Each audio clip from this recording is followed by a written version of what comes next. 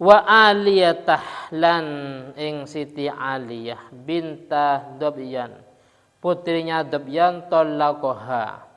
Tolaqoh mencerai sapa Nabi. Tolaqoh mencerai sapa Nabi ha ing Aliyah.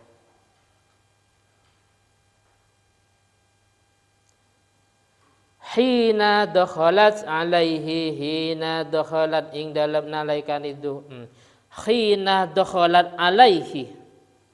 Benar ya? Hina dakhalat apa dakhala? Dakhalat.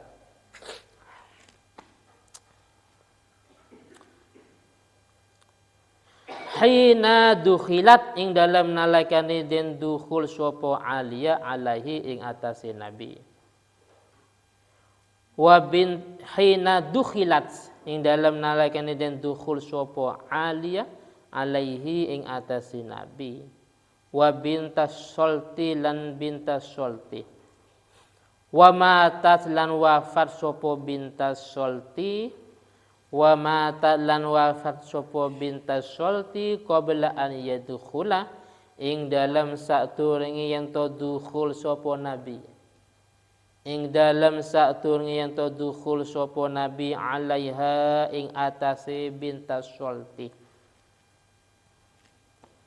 Wa mulaika al-laisiyah lan mulaika al-laisiyah. Qalah ba'duhum, qalah ngendika atau berpendapat ba'duhum sapa sebagian ulama, sebagian ahli sejarah berpendapat wahiyal latis ta'adat, wahya utawi al-mulaikiyah allati iku wang waton ista'adat yang minta perlindungan seperti tadi. Ista'adat yang minta perlindungan sopo al-mulaikiyah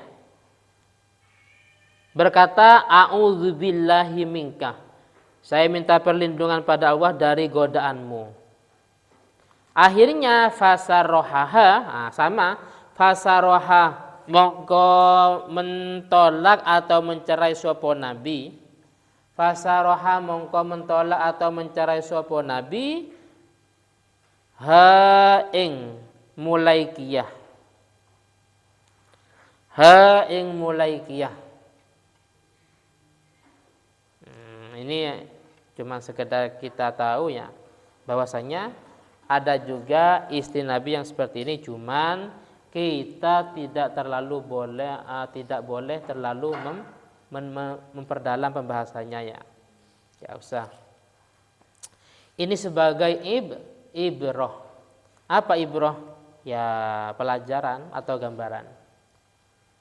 Wis, selanjutnya wa khatabah lan menkhidbah sapa Nabi. Wa khatabah lan melamar sapa Nabi. Melamar sapa Nabi imro'atan ing wong wadon. Melamar wanita min abiha sangking bapake imro'ah. Nabi melamar seorang perempuan dari ayahnya fawasofaha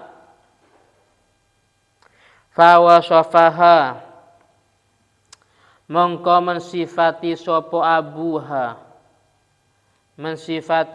abuha ha ing imro'ah. Ayahnya itu menyebutkan ciri-cirinya, anak saya seperti ini, anak saya nggak pernah nonton TV, nggak pernah pegang HP umpamanya ya. Terus cuman pegang Al-Quran. Sumagolah. Seperti ada yang pernah ke ini, Taman Bungkul Surabaya. Ya pernah. Lah itu mertuanya Sunan Giri ya. Mertuanya Sunan. Itu makamnya wali. Sunan Bungkul mertuanya Sunan Giri. Itu termasuk salah satu makamnya wali. Cuman kita ke sana apa? Cuman ke tamannya saja, nggak pernah ke makamnya. Jadi ketika beliau Mbah Bungkul itu mau menikahkan dengan Sunan Giri, beliau menyebutkan anak saya itu orangnya buta, buta.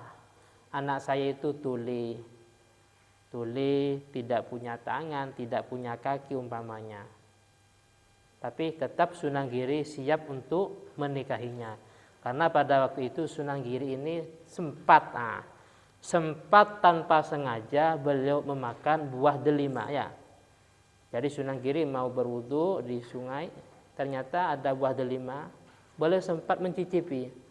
Beliau langsung sadar, kira-kira ini siapa pemiliknya.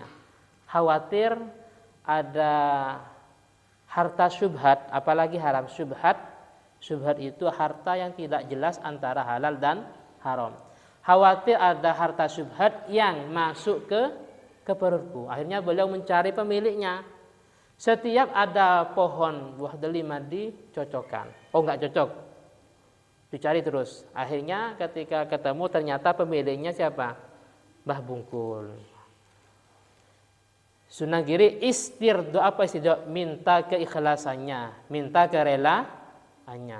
Saya enggak ikhlas, saya enggak rela kecuali sekian tahun engkau siap untuk bekerja di tanahku atau di sawahku. Sunan Giri bekerja. Lah itulah para wali. Khawatir di dalam tubuhnya ini, khawatir ada harta syubhat, apalagi haram. Setelah itu selesai, saya enggak ikhlas kecuali engkau menikahi dengan anakku.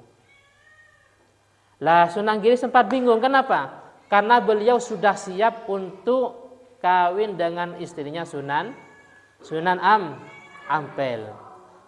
Beliau minta pertimbangan pada Sunan Ampel. Akhirnya Sunan Ampel berizinnya, enggak apa-apa. Jadi Sunan Giri itu di hari yang sama, Sunan Giri di hari yang sama nikah dengan dua perempuan, ya. Nikah dengan dua perempuan. Yang pertama putrinya Raden Rahmatullah Sunan Ampel, yang kedua putrinya Mbah Bungkul. Demi membersihkan hatinya ya dari barang syubhat. Sunan Giri, anak saya itu orangnya buta, terus orangnya itu tuli, nggak punya tangan, nggak punya kaki dan seterusnya, ya nggak apa-apa. Ketika masuk kamar, lah ini bukan mungkin. Kenapa? Karena cantik, normal, lengkap, tangannya ada, kakinya ada, matanya ada dan seterusnya. Yang dimaksud buta oleh Mbah Bungkul, anaknya itu mayendur maksiatan qat. Anaknya itu tidak pernah melihat maksiat sama sekali. Yang dimaksud tidak punya kaki, kakinya itu tidak pernah dilangkahkan untuk menuju maksiat. Paling untuk masjid, musola, pengajian. Yang dimaksud tidak punya tangan, tangannya itu tidak pernah digunakan untuk maksiat. Digunakan untuk bersedekah, baca Al-Quran dan yang lainnya. Dan seterusnya. Kira-kira kalau sekarang Nabil ditawarin oleh calon mertuanya, anak saya itu orangnya nggak normal, buta, nggak punya tangan. Kira-kira mau nggak Bil? Ini orang tidak dikenal, apalagi anaknya sama yang calon mertuanya nggak kenal. Kira-kira mau nggak? Buta, ya, nggak lengkap, nggak normal, nggak punya tangan, nggak punya kaki, semuanya nggak ada ya kan? Mau nggak kira-kira? Nggak mau. Tapi Sunan Giri untuk tazkiyatun nufus, hatinya biar bersih dari barang syubhatnya. Karena beliau sempat mencicipi buah delimanya orang yang tidak dikenal. Apalagi orang yang tidak ikhlas. Ternyata lengkap. Lengkap. Tangannya ada, kakinya ada. Semuanya lengkap. Fawaswafaha mongko mensifati swapu abuha ing imro'ah sumagol. Mongko ngendika sapa abuha wa aziduh lan nambahi sapa ingsun ka ing sira wa aziduka lan nambahi sapa ingsun ka ing sira annaha ing satuni binti anakku, anak perempuanku binti annaha ing sa'tuhuni binti atau ibnati sama saja. Ibnati anak perempuanku itu lam tamrot qattu. Lam tamrot tidak pernah sakit qattu sama sekali. Anakku enggak pernah sakit. Enggak pernah sakit. Faqala Mongko ngendika sapa Nabi Muhammad sallallahu alaihi wasallam. Ma ing apa lihadihi maring iki allati lam tamrad.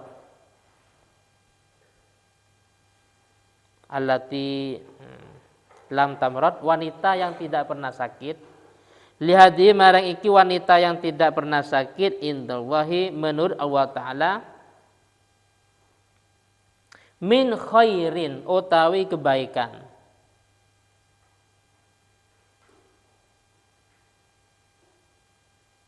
Fatarokah mongko ninggalno sapa nabi, fatarokah mongko ninggalno sapa nabi ha ing imro'ah. Karena orang tuanya menyebutkan anak saya nggak pernah sakit, akhirnya Nabi mengatakan sifat yang semacam itu sebenarnya tidak baik, ya tidak baik. Akhirnya Nabi meninggalkan, tidak melanjutkan. Wa kana lan ono apa sadaquhu apa mas kawinnya Nabi. Mas kawinnya Nabi linisaihi maring piro-piro istrinya Nabi. Khamsah mi'ati dirham iku 500 dirham. 500 dirham. Likulli wahidatin gadue masing-masing istrinya. Masing-masing istri Nabi itu mas kawinnya sebanyak 500 dirham. Ya kurang lebihnya berapa? 2 juta dikali 500 berapa? 2 juta dikali kurang lebihnya seperti itu. Jadi seperti ini, mas kawin itu ada 2 pandangan. Kalau dari perempuan diusahakan meringankan pada suaminya, mas kawinnya nggak usah banyak-banyak ya, nggak usah banyak-banyak. Aisar, jadi khairun nisa aisar. Sebaik-baik wanita itu yang mempermudah atau meringankan pada laki-laki dalam masalah urusan mas kawin. Tapi untuk laki-laki yang baik itu memberi mas kawin yang agak banyak, memberi mas kawin yang banyak. Paham ya? Sebagaimana sedekah. Sedekah itu pada ayat apa? Al-yadul ulya khairu minal yadi sufla, tangan yang di atas itu lebih baik daripada tangan yang di bawah. Ini kalau dipegang oleh orang yang minta-minta ini bahaya. Paham ya? Hadis ini kalau dipegang oleh mereka, dibuat hujah oleh orang yang minta-minta ini bahaya.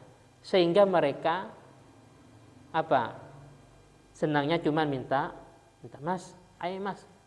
Kata hadis, tangan di atas lebih baik daripada tangan yang di bawah. Maka hadis ini yang baik dipegang oleh orang yang mau memberi. Paham ya? Yang mau memberi. Sebagaimana ayat lan tanalul birra hatta tunfiqu mimma tuhibbun. Jadi semuanya ada tempatnya. Hadis mana yang layak dipegang oleh orang yang kaya, mana yang layak dipegang oleh orang yang miskin umpamanya. Hada utawi iki 500 iku asahuma.